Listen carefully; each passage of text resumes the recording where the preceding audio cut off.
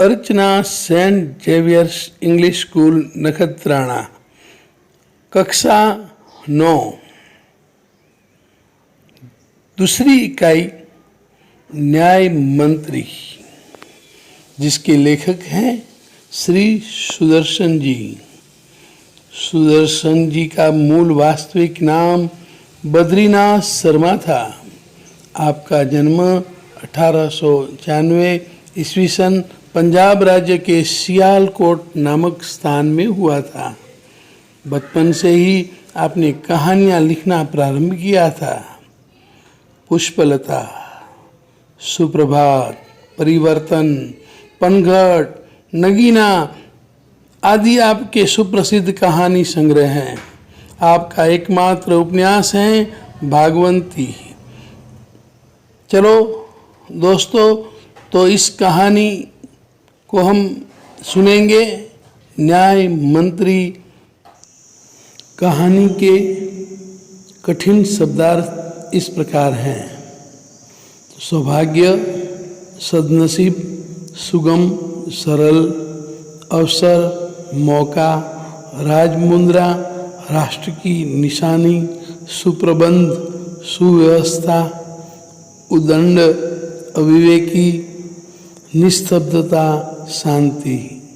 कुछ कठिन मुहावरे हैं: सहम जाना, आश्चर्यचकित हो जाना, कलेजा धड़कना, चिंतित होना, धूम मच जाना, प्रसिद्ध हो जाना, रात दिन एक करना, बड़ी मेहनत करना, होठ काटना, आश्चर्य में पड़ना, सिर झुकाना, लज्जित होना, गदगद हो जाना, भाव विभोर हो जाना, आंखें खोल देना, सही परिस्थिति समझाना। न्याय मंत्री। संध्या का समय था। चारों ओर अंधकार फैल चुका था। ऐसे में किसी ने बाहर से घर का दरवाजा खटखटाया। कौन है? शिशुपाल ने दरवाजा खोलते हुए पूछा। एक परदेशी। बाहर से आवाज आई। क्या मुझे रात काटने के लिए स्थान मिल जाएगा? जैसे ही शिशुपाल ने दरवाजा खोला, उनके सामने एक नवयुवक खड़ा था। उन्होंने मुस्कुराकर कहा, यह मेरा सौभाग्य है। अतिथि के चरणों से यह घर पवित्र हो जाएगा। आइए, पधारिए। अतिथि को लेकर शिशुपाल अंदर गए। शिशुपाल के पुत्र ने अतिथि का आदर सत्कार किया। यह देख परदेशी मुग्ध हो गया। भोजन आदि से निपटकर दोनों बातें करने लगे। बात उस समय की देश की व्यवस्था पर चल रही थी। शिशुपाल बोल उठे, आजकल बड़ा अन्याय हो रहा है। मेरा तो खून खौल उठता है। परंतु परदेशी इस बात से सहमत न था। कुछ चिढ़कर वह बोल उठा, दोष निकालना तो सुगम है, परंतु कुछ करके दिखाना कठिन। शिशुपाल को ऐसा लगा जैसे किसी ने उनके मर्म को छू दिया हो। बोले, अवसर मिले तो दिखा दूं कि न्याय किसे कहते हैं। तो आप अवसर चाहते हैं? हाँ, अवसर चाहता हूँ। फिर कोई अन्याय नहीं होगा? बिल्कुल नहीं।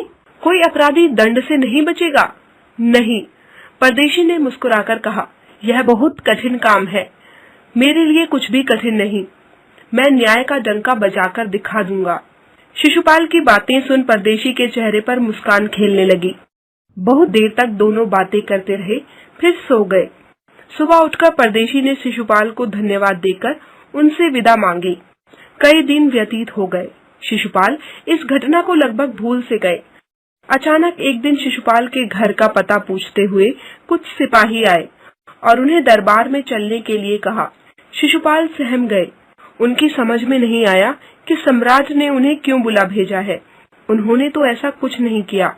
फिर सोचने लगे, कहीं उस परदेशी ने तो सम्राट से कुछ झूठी सच्ची शिकायत नहीं कर दी। इसी असमंजस में पड़े वे सिपाहियों के साथ चल पड़े। दरबार में पहुंचकर शिशुपाल का दिल धड़कने लगा तथा माथे पर पसीना चमकने लगा। क्या बात हो सकती है? शिशुपाल को कुछ भी समझ नहीं आ रहा था। तभी सम्राट अशोक दरबार में पधारे। उन्होंने मुस्कुराकर शिशुपाल को देखा। शिशुपाल जी, आपने मुझे पहचान ही लिया होगा। उस दिन का परदेशी जिसको आपने अपने घर में शरण दी थी, मैं ही था। याद है? आपने कहा था कि यदि मुझे अवसर दिया जाए तो मैं न्याय का डंका बजा दूंगा। तो मैं आपको अवसर देना चाहता हूँ। आप तैयार हैं? शिशुपाल उस घड़ी को कोसने लगे, जाने मुंह से क्या निकल गया, किंतु अब महाराज को मना भी नहीं कर सकते थे। अपनी घबराहट को छिपाकर संयत हो गए और फिर सिर उठाकर बड़ी शांति से कहा, सम्राट की आज्ञा से आंखों पर, मैं तैयार हूँ। बहुत ठीक, कल से मैं आपको न्याय मंत्री घोषित करता हूँ। अपनी कथनी को सिद्ध करके दिखाइए। सम्राट अशोक की राजमुद्रा शिशुपाल के हाथ में थी। उन्होंने झुककर राजा का अभिवादन किया और जो आज्ञा कहकर राजमुद्रा माथे से लगा ली। शिशुपाल अब महाराज अशोक के न्याय मंत्री थे। उन्हें अपने कथन की लाज रखनी थी।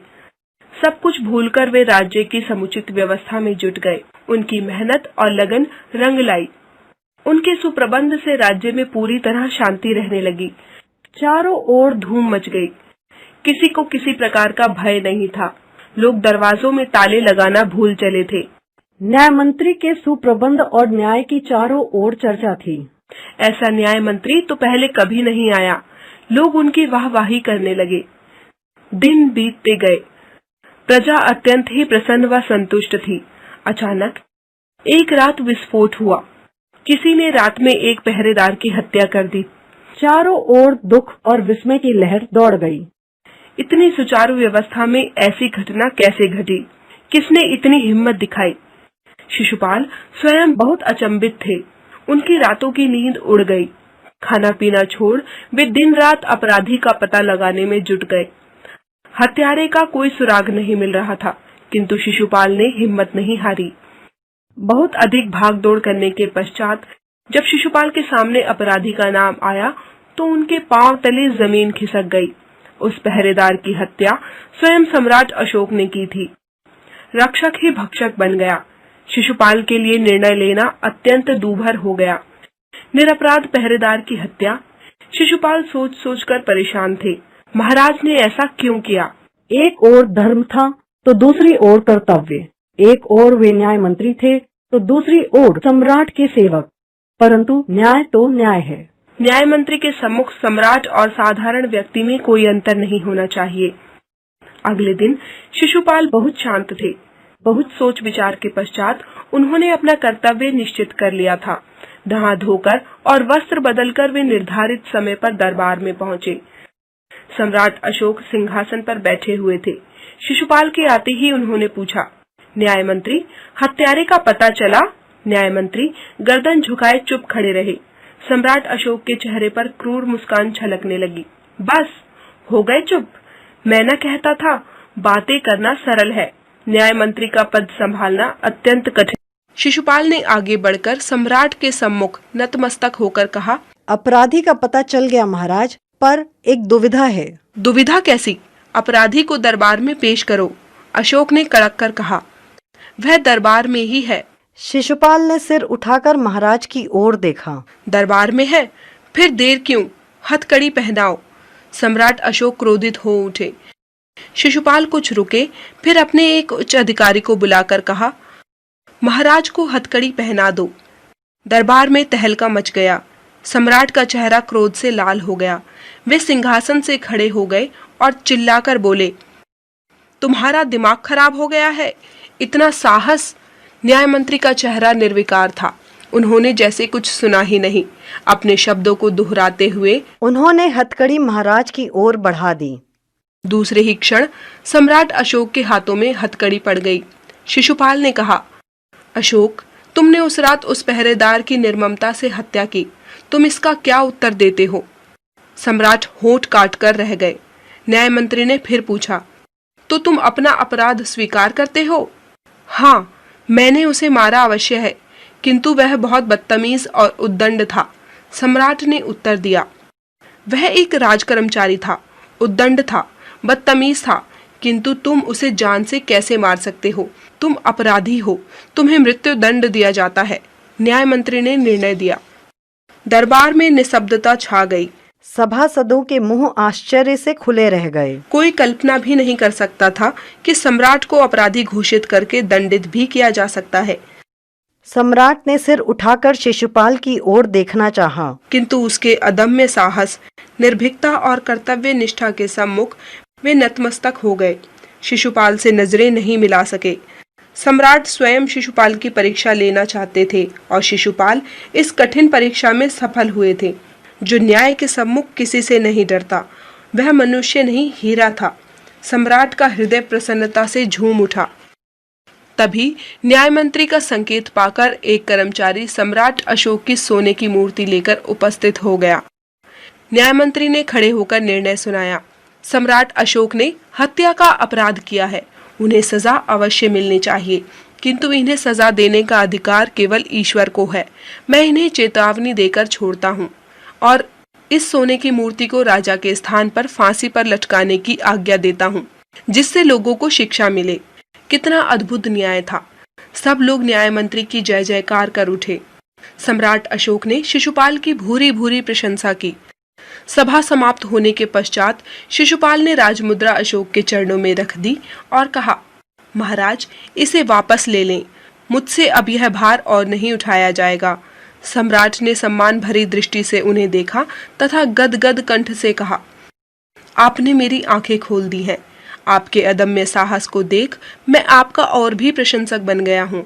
आपके अतिरिक्त यह भार कोई उठा भी नहीं पाएगा। शिशुपाल निरुत्तर हो गए, उनसे कुछ कहते ना बना। दोस्तों, अभ्यास और स्वाध्याय लिखना न भूलें।